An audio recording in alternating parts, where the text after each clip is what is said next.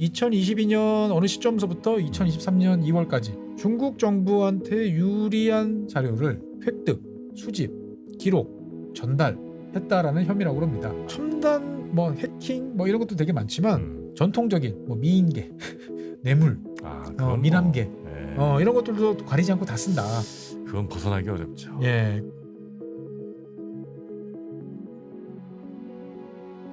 최준영 박사의 지구본 연구소, 오늘도 전 세계 이야기 가장 정확하게, 가장 빠르게, 가장 재미있게 전해드립니다. 반갑습니다. 정프로고요. 네, 최준영입니다. 네, 오늘은 중국 스파이 얘기를 해주신다고. 네, 이 스파이가 간첩이잖아요. 그렇죠. 간첩. 중국 스파이가 지금 이슈예요? 네, 이슈가 되고 있어요. 아, 그렇습니까? 네, 그래서 오늘 한번 들고 나와봤어요. 이건 한 1년인가 전쯤에 어디예요? 우리나라도 한강 위에 약간 그런 얘기 있었던 것 그런 같은데. 일이 있었는데, 제가 오늘 이야기를 이제 들고 나온 게 예. 이게 유럽 지역에서 갑자기 지난주, 그러니까 4월달 들어서 네. 동시다발적으로 여러 나라에서 이 중국 스파이 체포, 중국 스파이 기소, 그런 뉴스가 이들이 나와요. 연달아 쏟아져 나오고 있어요. 그러다 보니까 사실은 국가 간의 이런 스파이 네. 첩보 활동 이런 거 같은 경우는 항상 이루어지는 일이고, 알고도 모른 척 알고도 모른 척할 수도 있고, 아니면 물밑에서 서로가 딜을 해가지고 그냥 이렇게 넘어갈 수도 있고. 그래서 겉으로 나오는 경우는 그렇게 많지 않아요. 그렇겠죠. 네, 그런데 지금 어떻게 보면 갑자기 이렇게 나오다 보니까 이게 뭔 일이 벌어지나 좀 이런 생각이 들어가지고 한번 여러 케이스를 한번 모아봤어요. 네. 네. 중국 스파이가 유럽 곳곳에서 지금 잡히고 있다. 그렇죠. 그게 기사까지 나고 있다. 그렇죠. 여기저기서. 어디 있습니까? 일단 대표적으로 먼저 이제 영국입니다. 영국 같은 경우는 영국 검찰이 영국 의회에서 이제 연구원으로 일하던 29살, 32살 직원 2사람을 이제 기소를 했어요. 연구원이에요? 예. 그러니까 이제 국회라는 곳은 이제 의원 보좌관 있는 게 아니고 이렇게 이제 역사가 오래된 곳 같은 경우는 의원 지원, 의회 자체적으로 뭔가 여러 가지 활동을 하는 그런 이제 입법부 소속의 직원들이 많이 있습니다. 여기는 공무원 아니에요? 그렇죠. 중국인인데 영국 공무원이에요? 그러니까 이제 중국인은 아닌 것 같아요. 중국을 위해서 일한 네. 중국계 영국인이라든지 그렇죠. 이런 경우가 있겠군요. 예. 네. 그래서 실제로 체포는 지난 3월달에 됐어요. 그러니까 체포를 한 다음에 조사를 해서 이제 한 달 만에 기소를 한 거니까 이제 혐의가 상당히 입증이 됐다라고 이제 자신을 하는 거죠. 네. 그래서 사유는 뭐냐라고 보면은 이제 공무상 비밀, 이제 기밀 유지 위반 이런 거예요. 그러니까 영국 검찰 이야기 보면은 2022년 어느 시점서부터 2023년 2월까지 그러니까 한 1년 정도에 걸쳐 가지고 중국 정부한테 유리한 자료를, 중국 정부가 필요한 정보들을 획득, 수집, 기록, 전달했다라는 혐의라고 합니다. 많이 들었던 이적행위 같은 거. 그렇죠. 네. 그러니까 다양한 형태로 정보를 습득을 해가지고 넘겼다라고 이제 이야기들을 이제 하게 되는 거죠. 그러니까 검찰이 공개를 한 거예요. 영국 의회에 중국 스파이가 침투를 한 거를 우리가 잡아서 재판에 넘겼다라고 이제 공개를 해버린 거죠. 네. 그러다 보니까 이제 영국 정치권 입장에서 봤을 때는 이제 발칵 이제 뒤집히게 되는 겁니다. 외교적으로 문제 안 되나? 그렇죠. 그래서 이제 영국 정치권 같은 경우는 이제 이거는 어떻게 보면 영국이 당면한 이제 어떻게 보면 획기적인 위협이다. 라고 하고 일각에서는 중국은 영국의 경제 안보의 가장 큰 위협이다라고까지 이제 노골적으로 이야기를 합니다. 미국에서 많이 하던 얘기 같은데. 그렇죠. 그리고 이제 수낙 총리 같은 경우도 이제 약간 톤은 낮췄지만 상당히 엄중하게 이제 이야기를 합니다. 이렇게 정치권에 중국의 스파이들이 활동을 한다는 것은 영국 의회 민주주의에 대한 중국의 간섭이고 이거에 대해서 나는 총리로서 심각한 우려를 표할 수밖에 없다라고 이야기를 하는 거죠. 네네네. 그러니까 이제 이게 과연 끝일 것이냐, 두 명이.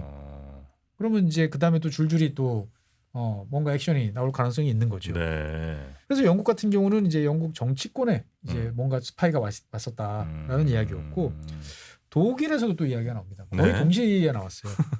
독일 같은 경우는 이제 군사 기술로 써먹을 수 있는 기술 스파이. 그래서 이제 뭐냐라고 하면 두 가지예요. 일단은 정밀 레이저. 그러니까 레이저를 정밀하게 제어할 수 있는 기술. 이건 산업 스파이 수준은 아니네요. 보니까. 그렇죠. 그 다음에 한 가지 더는 이제 요건 약간 이제 기사에 따라서 다른데, 해군 선박에 쓸 수 있는 이제 선박 추진 기계 부품. 그러니까 아마 가스터빈이나 또는 기어 박스에 들어가는 뭔가 이제 핵심 부품이나 제작 기술. 이런 쪽인 것 같아요. 그러니까 민감한 군사 기술을 해외로 유출하는데 협력한 사람들을 체포했다. 라고 이야기를 하게 되는 거죠. 이것도 최근 뉴스고요. 그렇습니다. 이제 4월달에 나온 뉴스예요. 네네. 그러니까 이제 그 독일 쪽 이야기는 좀 더 구체적이에요. 네. 중국 당국과 이 사람들이 만나는 도중에 네. 체포를 했다. 접선 현장을 덮친 거예요? 그렇죠. 그런데 잡고 네. 보니까 이미 레이저 관련한 사항들은 중국으로 넘어갔고 이 선박 추진과 관련돼 있는 사항은 이제 좀 더 확인을 해봐야겠다라고 이야기를 하는 거죠. 그러니까 이걸 이제 어떻게 찾았냐라고 네. 하면은 이제 독일 대학 그리고 네. 독일 기업 그 다음에 중국 기업이 공동 연구 프로젝트를 하는데 네. 독일의 정보 당국이 이렇게 들여다본 거죠. 네. 아무리 봐도 이건 이상하다. 네. 그래서 찾아보니까 이게 실제로 중국 기업이 아니고 중국의 국가안전부 MSS라고 표현하는 중국 정보부가 만든 유령 기업. 그 중국의 기업이 돈을 대고 독일의 대학이 이제 같이 연구를 하는 형태를 만들었는데 했는데 알고 보니까 그 기업이라는 데가 그렇죠. 그 실제 기업도 아니고 그냥 중국의 국가안전부 같은 데서 돈 댄 유령 회사 같은 거. 그렇죠. 합법을 가장하기 위한 이제 그런 거였죠. 그러니까 이게 보면은 이제 독일도 상당히 신경을 쓰고 있다라는 게 네. 이게 그냥 언론에 나온 게 아니고 네. 독일 내무부 장관이 공개를 해버렸어요. 그러면서 자랑을 합니다. 이거는 독일이 최근에 신경을 쓰고 있는 방첩 활동. 네. 요즘에는 이 방첩 잘 이야기 안 하죠. 방공방첩. 예, 첩자를 잡아내자. 네. 그러니까 방첩 활동의 큰 성과였다. 자화자찬. 독일이 중국이랑 사이 그래도 꽤 좋은. 얼마 전에 이제 그 총리도 갔었죠. 네. 예. 그리고 이 내무부 장관이 이야기를 합니다. 중국 스파이는 이 독일의 안보, 독일의 네. 경제, 독일 기업의 경쟁력 등등에 있어서 상당한 위협으로 간주되고 있다라고 아주 까놓고 이야기를 이제 합니다. 그러니까 이제 실제로 보면은 독일 같은 경우도 작년부터 이런 얘기가 되게 많이 나왔어요. 네네. BF배라 그래가지고 우리말로 옮기면 좀 약간 이상한데 이제 연방 헌법 수호국 네. 네. 번역이 약간 좀 애매한데 우리로 따지면은 이제 우리는 국정원은 해외 전담이잖아요. 뭐 그렇죠. 예, 이 연방 헌법 수호국은 이제 미국으로 따지면 좀 이해하기 쉽겠다. FBI 같은 예, 국내 이제 정보 방첩 활동하는 기구인데 여기서는 그런 식으로 표현합니다. 러시아 스파이들은 폭풍이다. 확 휘몰아치고 또 잠잠하고. 근데 어떻게 보면 일시적이고 단기적인 데 비해서 중국은 기후 변화다. 지속적이고 판을 바꿔놓고 말 만큼 근본적인 영향을 미치는 존재들이다. 그리고 한번 바뀌고 나면 이건 다시 되돌릴 수도 없다. 예. 그러니까 이제 상당히 경계심의 수위가 매우 높아졌다라는 것을 노골적으로 이제 보여주는 거죠. 하루 이틀 새는 바뀌는 것도 잘 티도 안 나지만 그렇죠. 기후 변화는 원래 그렇게 천천히 가니까. 천천히 가면서 상황을 완전히 바꾸는 거죠. 예. 그러니까 이제 지금 영국, 독일 이야기 나왔죠. 그리고 또 나왔어요. 거의 같은 이건 조금 전이었는데 이제 EU 이번에는. 예, 그 브뤼셀에 있는 여기서 이야기가 나왔어요. 유럽 의회에 진출한 독일 소속 정당인 AfD라고 하는 이제 독일을 위한 대안이라고 부르는 이제 극우 정당. 지금 이제 한 인기도로 따지면 2당 정도 됩니다. 여기 소속 이제 의원이 있었는데 크라라는 의원이 있어요. 의원 보좌관. 이 아마 중국계 독일인인지 아니면 말 그대로 중국 사람인지는 잘 모르겠는데 이름이 지안고라고 불러요. 중국계일 것 같죠. 맞는 것 같네요. 이 보좌관이 간첩 혐의로 체포됩니다. 예, 그러면 이제 어떤 혐의냐? EU 의회 내에서 뭐 여러 가지 벌어지고 있는 협상과 관련돼서 민감한 정보를 중국에 반복적으로 전달했다. 이거 하나. 두 번째는 중국 당국의 탄압을 피해서 뭐 망명이라든지 이 피신한 사람들 있지 않습니까? 이 사람들에 대한 그러니까 중국 입장에서 봤을 때는 반체제 인사. 그렇죠. 이 사람들에 대한 정보를 정기적으로 수집해서 넘겼다라고 이야기를 이제 하게 되는 거죠. 예. 그러니까 이제 이게 불똥은 이제 다시 또 독일로 튀어가지고 이 AfD라는 이 극우 정당, 이 정당이 다른 나라 프록시 역할을 하고 있는 거 아니야? 라는 또 이런 정치적인 논란으로 지금 또 비화가 되고 있어요. 왜냐하면은 이 AfD에서 이 바이스트론이라는 의원이 현역 의원인데 이 양반이 러시아와 접촉한 러시아 정보 당국과 접촉한 혐의 때문에 체포가 됐던가 좀 조사받던가 좀 그래요. 그런데 또 이제 이번엔 중국하고 이제 또 나온 거죠. 그러니까 유럽 전체적으로 봤을 때 이 중국에 대한 여러 가지 경계 심리가 지금 한창 올라가 있다라고 이제 볼 수가 있는 거죠. 근데 이제 간첩이라는 건 사실 뭐 쭉 있잖아요. 원래. 그렇죠. 원래 있었죠. 근데 갑자기 지금 막 잡아들이고 그게 이제 중국이 정말 좀 요즘 너무 심하게 막 한다고 생각할 수도 있고 아니면 네. 유럽이 볼 때 중국이 과거 쭉 하긴 했는데 이제는 더 이상 안 되겠다 뭐 이렇게 판단할 수도 있는 거고. 제가 봤을 때는 이제 중국이 미국으로부터 여러 가지 기술이라든지 네. 이런 건 탈취한 건 맞잖아요. 네. 예. 그런데 이게 이제 트럼프 행정부 시절부터 미국의 기술 안보와 관련된 규정, 조직 이런 게 어마어마하게 강화됐어요. 그렇죠, 그렇죠. 그러다 보니까 유럽으로 이제 타겟을 이제 옮긴 거 아니냐. 그래서 원래 EU 특히 독일 같은 경우도 제 기억에 보면 2017년을 전후해서부터 네. 중국 기업들의 이제 독일 기업 인수에 대해서 상당히 이제 들여다보기 시작을 했어요. 그런데 이제 지금 자꾸 이런 이야기가 나오는 것은 아마 물밑에서 여러 차례 경고를 보냈음에도 불구하고 네. 선을 넘는 이건 묵과할 수 없다라는 수준의 노골적인 아니면 너무 지나치게 과감한 이런 행동들이 첩보 이어지고 활동이 좀 있구나. 있다라는 시그널을 이제 공개적으로 보내는 거 아닌가라는 생각이 좀 드는 거죠. 이제 유럽은 독일, 영국, 그다음에 EU 네. 차원이 있었고 또 다른 데도 있습니까? 사실 이거의 좀 전조는 이제 네. 작년이었죠. 작년에 이제 호주에서 이게 또 한바탕 난리가 난 적이 있어요. 호주? 네. 뭐 있었죠? 그러니까 호주 정보 당국이 네. 누군지는 안 밝혀요. 전직 호주 정치인이 스파이 조직에 포섭되어 매국 행위를 했다. 네, 이 혐의를 잡고 지금 조사 중이다.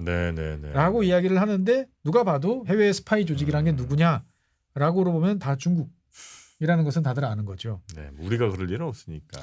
그리고 실제로 호주의 정보당국 관계자가 이야기를 공개적으로 했어요.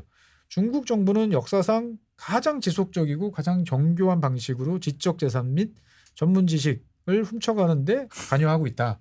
라고 아주 뼈를 때리는 이야기를 노골적으로 이제 했고, 네. 그리고 이제 올해 2월 달에는 또 정보당국이 이제 기밀 정보를 해제를 해버립니다.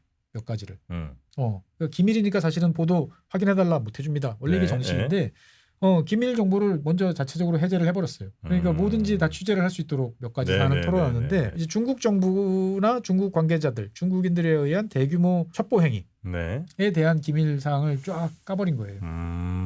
그러니까 이게 왜 깠냐라는 거에 대해서 일단은 첫 번째는 호주 국민들한테 경각심. 네. 두 번째는 이제 이게 더 본질적인 거죠. 중국에 대해서 이제 경고. 니네 지금 위장 조직 상당수가 이렇게 드러났어. 우리도 알고 있어. 우리가 알고 있으니까 그만해라. 라는 시그널을 보낸 거 아닌가라는 이제 해석이 많아요. 근데 전 세계적으로 참 이 첩보 활동 많이 하네 중국. 그렇죠. 하긴 뭐 많이 하겠죠. 이거 뭐 어느 나라든 다 해요. 다 하는데 이게 이제 흔히들 말하는 이제 그 선을 넘었다? 랄 수도 있고 아니면 이제 그 중국이라는 나라에 대해서 이제 미국 주도로 뭔가 이거를 좀 어떻게 디펜스를 해야 된다라는 암묵적인 합의가 이루어졌나라는 생각도 좀 드는 이제 모습인 거죠 보면은. 근데 제일 원래 심했고 제일 걱정할 나라는 미국일 거 아니에요. 그렇죠. 사실 미국 같은 경우는 2008년 이후에 2017년까지 어마어마하게 많이 빠져나갔어요. 그러니까 정보 같은 것들이 그렇죠. 뭐 공개된 것만 해도 뭐 탈취 방법도 되게 다양하고. 그러니까 이제 미국의 이제 CSIS라고 하는 이제 싱크탱크가 있는데 여기서 이제 공개된 자료만 이렇게 모아봤어요. 근데 여기서 이제 모은 걸 해보니까 2000년 이후에 공개적으로 나와 있는 뭐 여기저기 단초가 있는 정보들만 합해보니까 224건. 근데 이 224건은 흔히 말하는 기업 단위에서 이루어지는 산업 스파이. 이건 뺀 거예요. 그러니까 1200건 이상의 지적재산권 관련한 이런 것이 있었는데 이건 빼고 진짜 좀 진짜로 이제 국가 안보와 관련돼 있는 국방과 관련돼 있는 이러한 것들만 쫙 여러 가지 정보 공개 청구 이런 걸 통해 가지고 확인해 보니까 한 224건. 안 걸린 게 훨씬 많을 텐데. 그렇죠. 그리고 이제 이거와 별도로 사이버 해킹 같은 경우도 최근 10년간 이제 한 100건 이상이 중국 당국으로부터 이루어진 걸로 확인. 확인 안 된 거는 그치. 훨씬 많은 거죠. 이미 도둑 또 나가고 티 안 나는 것도 훨씬 많을 텐데. 그렇죠. 그러면서 이제 이 보고서를 제가 쭉 읽어보니까 그래요. 첨단 뭐 해킹 뭐 이런 것도 되게 많지만 전통적인 뭐 미인계, 뇌물, 미남계 이런 것들도 가리지 않고 다 쓴다. 그건 벗어나기 어렵죠. 그래서 실제로 공개되어 있는 정보들을 쫙 찾아보니까 한 전체의 절반 정도는 일대 실제로 중국 사람들. 그러니까 중국 공무원, 중국 군인, 중국 정부 관계자라고 하는 실제 중국인이고 그 다음에 한 40% 정도는 이제 그런 정도는 아닌데 국가기관에 소속돼 있는 사람은 아닌데 중국 민간인 네. 들이 한 40%. 그 다음에 한 10% 정도는 이제 뭐 뇌물이라든지 포섭이 됐든지 뭐 약점을 잡혔든지 하는 네. 이제 미국 사람들이라는 거예요 보면은. 그래서 전체 한 절반 정도 한 55% 정도는 상용 기술, 예. 뭐 반도체라든지 이런 데고 한 30% 정도는 군사 기술. 그리고 재밌는 점은 한 17% 정도는 정치인과 관련돼 있는 정보. 정치인? 예. 그러니까 누가 누구랑 친해. 아. 사실은 정치인이라는 존재들이 어떻게 보면 큰 권력자지 않습니까? 결정을 할 수 있는 권한이 있는 사람들이니까. 이 사람들이 약점을 잡을 수도 있어요.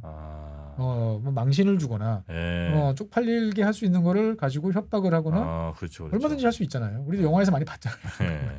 예. 예. 너무 많이 봤죠. 예. 그래서 이제 이 정한 정보를 쭉 종합을 해보면 예. 이 2010년부터 한 2015년까지는 어마어마하게 숫자가 확 튀다가 예. 2015년에 오바마 대통령하고 시진핑 주석하고 이제 정상회담을 한 적이 있었는데 네. 그때 이제 양쪽이 이런 스파이 행위를 좀 자제하자 라고 한 다음에는 확 떨어졌답니다. 그러다가 이제 다시 이제 폭증을 이제 하는 추세인데 네.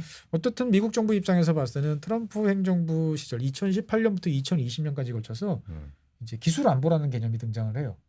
그 다음에 여기에 따른 여러 기관들, 법률 이런 걸 싹 정비를 합니다. 네. 예. 그 다음서부터 신기하게도 중국의 기술 발전이 상당 부분 우리가 생각했던 것보다 느려져요.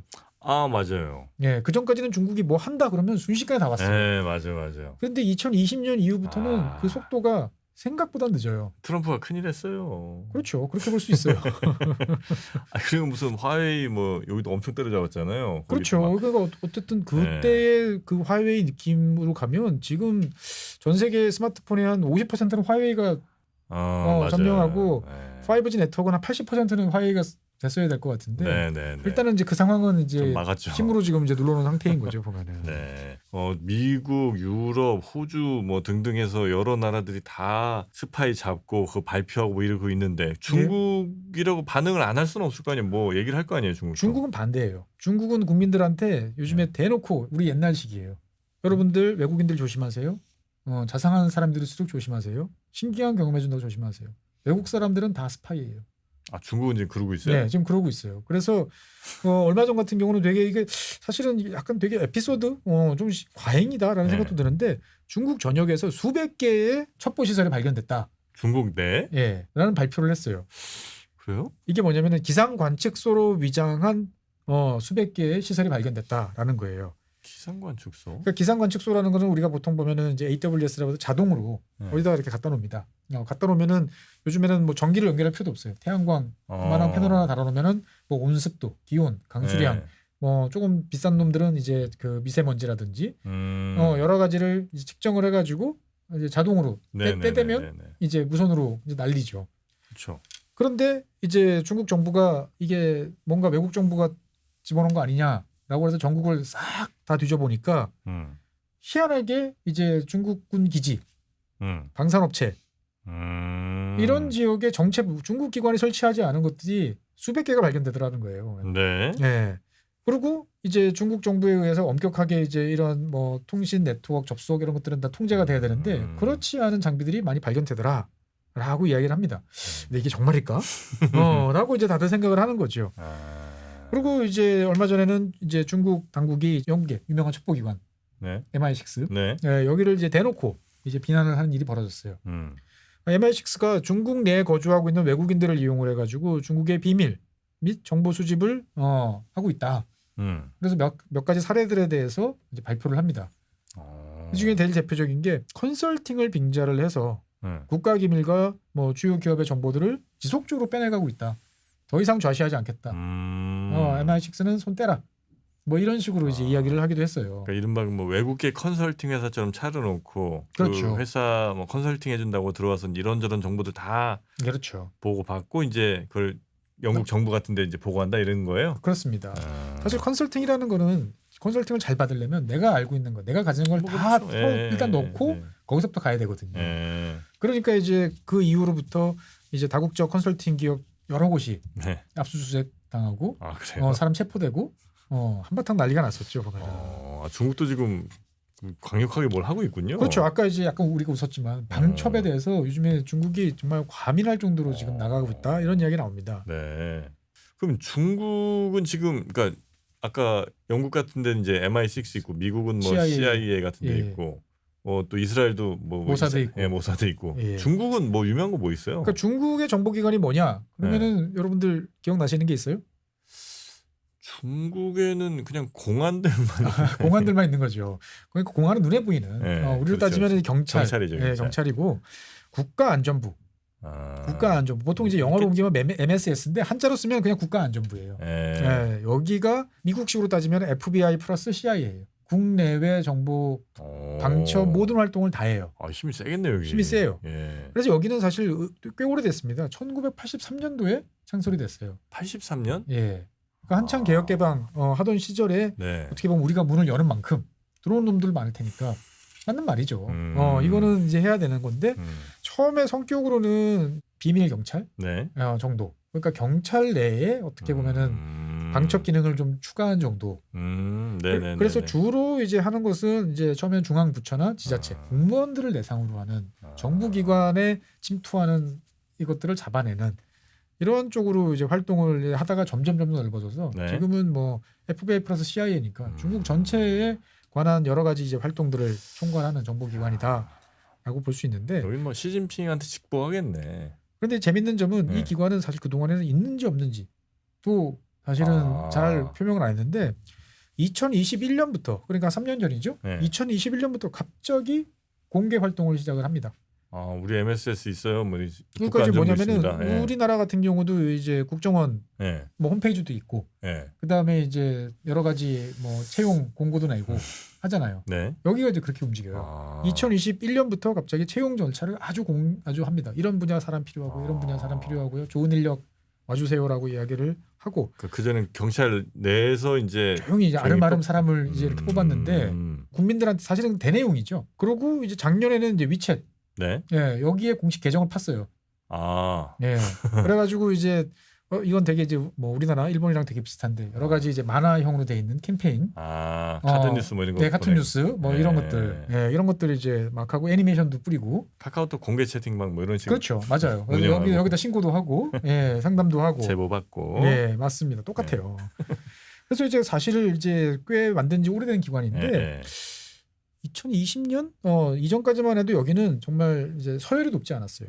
그러니까 중국에서 제일 서열이 높으면 당 정치국 상임위원 뭐 이 정도 돼야 되잖아. 24명 넘게 보면 이 정도 안에 들어가야 되는데 사실 그 안에는 명함도 못 내미는 그런 기관이었는데 지금은 들어가 있어요.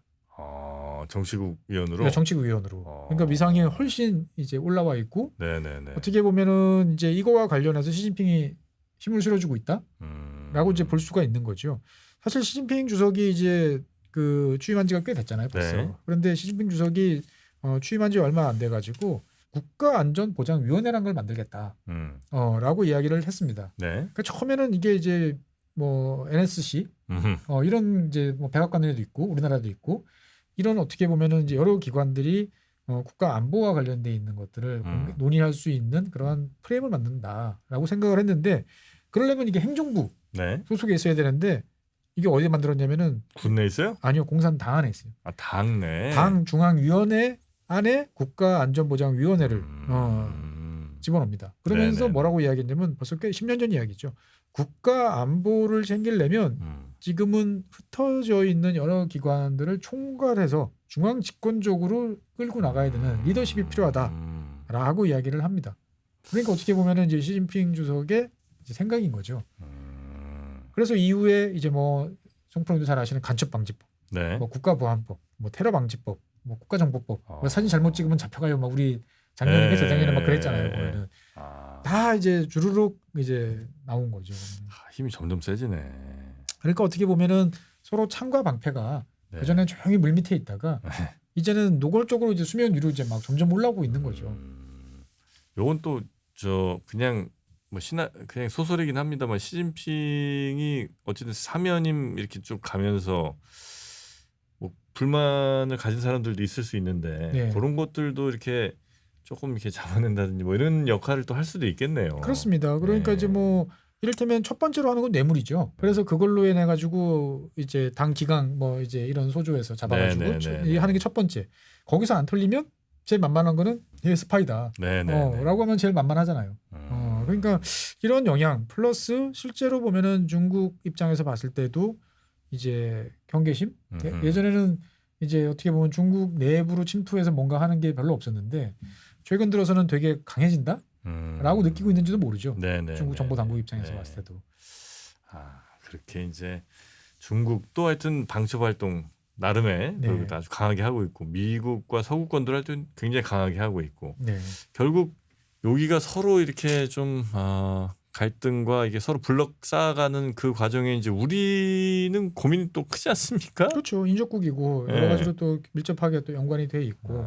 우리도 중국에 어쨌든 첩보 활동 하겠죠, 뭐. 그러니까 이제 다 서로 하는 거예요. 하는 그거는 거죠. 항상 네. 하는 건데 이게 이제 사실 제일 좋은 거는 네. 그냥 물밑에서 서로 잘 정리해서 가고 잘 막아내고 우리는 얻어오고 하는 게 제일 좋은 거고. 너 이번에 잡혔더라 좀 조심해 다음부터 이제 이렇게. 그렇죠. 그러면 설령 서로가 이제 했다 하더라도 많은 경우에는 네. 그냥 물밑에서 끝납니다. 네. 너도 그거 그만해. 네.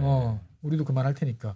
아니면 서로가 이제 뭐 맞바꾸기를 하든지 음. 이런 식으로 이제 물밑에서 처리하는 게 이제 일반적인 상황인데 네. 최근에 이제 유럽에서 이런 식으로까지 나오는 거는 정말 중국의 활동이 정말 볼륨이 커져가지고 이제는 도저히 물밑에서 처리할 수 없는 수준이 됐는지 레드라인 넘었는지 아니면 이제 유럽 당국이 이건 안 되라고 생각을 해서 이제 선별적으로 공개 경고라는 식으로 이제 이야기를 하는지는 알 수 없다라고 말씀드리겠습니다. 네네네. 자, 이 중국과 미국의 크게 보면 충돌에 이런 첩보전들까지 이제 점점 수면 위로 드러나는 게 아닌가 하는 네. 걱정도 살짝 해보게 되는데 여튼 올 연말에 있을 미국 대통령 선거가 또 중요한 분기점이 되지 않을까. 그렇습니다. 네, 뭐 그런 미국 대통령 생각도 선거도 드네요. 이제 엎치락뒤치락이에요. 네. 네, 그러다 보니 각국 정보기관 다들 바쁠 것 같습니다. 자, 우리 정보기관들도 음지에서 일하고 양지를 잘 지향하는 그래서 우리 국익에 최대한 도움되는 방향으로 잘 일하시길 바라면서 오늘은 여기서 마무리하도록 하겠습니다. 법무법인 율촌 최준영 박사님이었습니다. 대단히 고맙습니다. 네, 감사합니다.